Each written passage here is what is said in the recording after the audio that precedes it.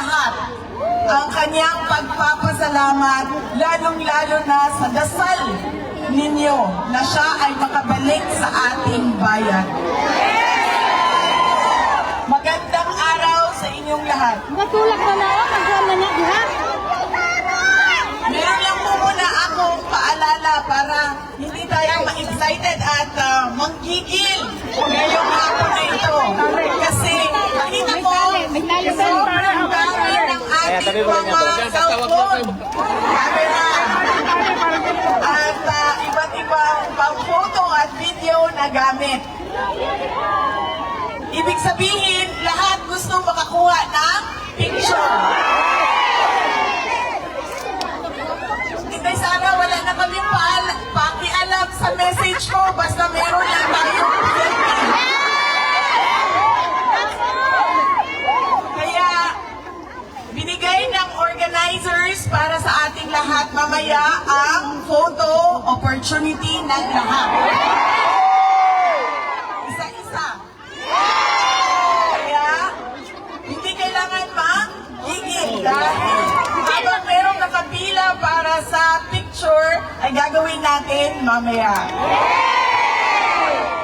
I love you, ma'am! I love you!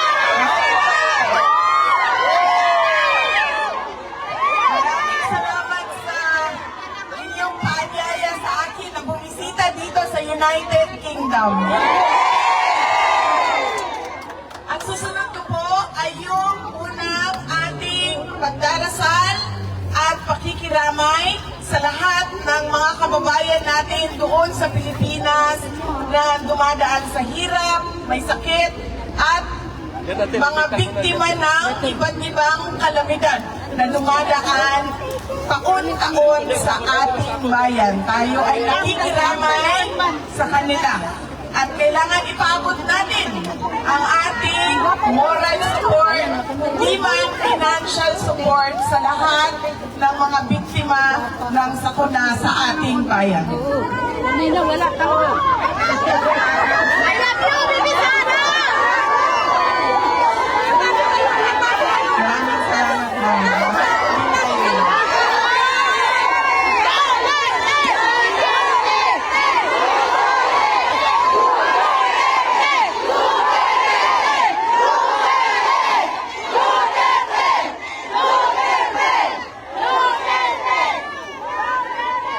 Unahin ko, mga pagpapasalamat.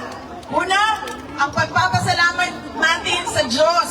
Kaya para sa araw na ito, na ibinigay niya sa atin para magtipon-tipon.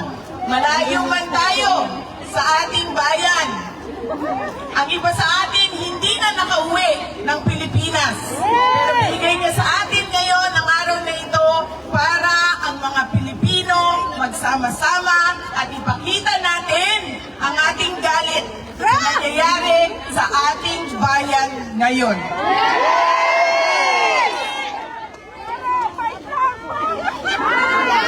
Susunod,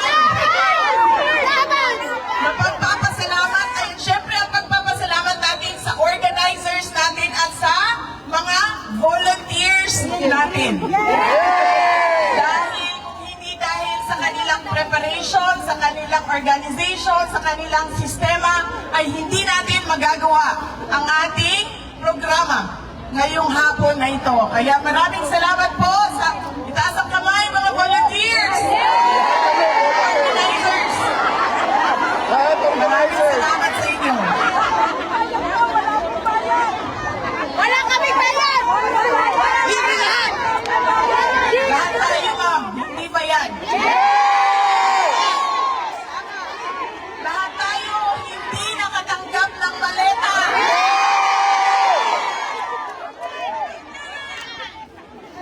Nagpapasalamat tayo, syempre, sa local government unit ng London at sa UK government dahil pinayagan nila tayo. Ngayong hapon na ito. Ang susunod na pagpapasalamat ay mula sa akin para sa inyong lahat. Marami ang nagbiyahe sa iba't iba at malalayong lugar ng United Kingdom. Maraming salamat. 4 na oras ng pagbabiyahe para lang makaabot dito ngayon. Meron ang nawala sa trabaho, Absent po na! nag-undertime, nag-absent, Absent po na! nawala ng trabaho dahil hindi pumasok, hindi na natuloy ang biyahe, hindi na natuloy ang lakad dahil ibinigay ninyo ang oras ninyo para sa ating pagtitipon ngayong araw na ito. Maraming salamat sa inyong lahat.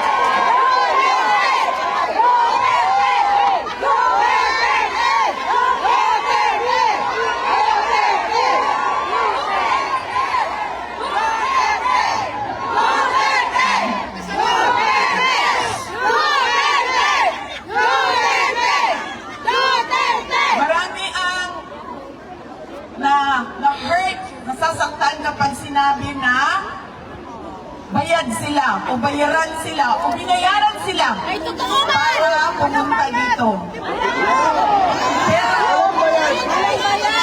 Pero babayaran ko kayo mamaya ng picture.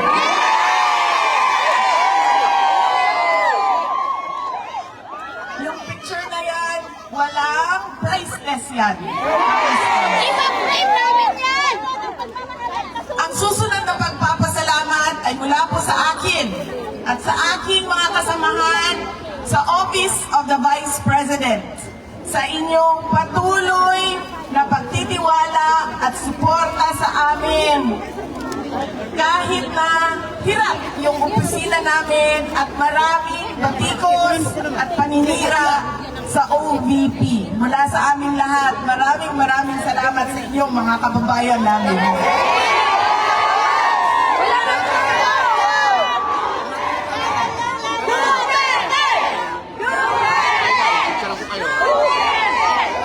Ang susunod na pagpapasalamat, makikita ko po siya sa susunod na linggo. Mahal natin lahat at inaantay natin lahat ang kanyang paglabas at pag-uwi.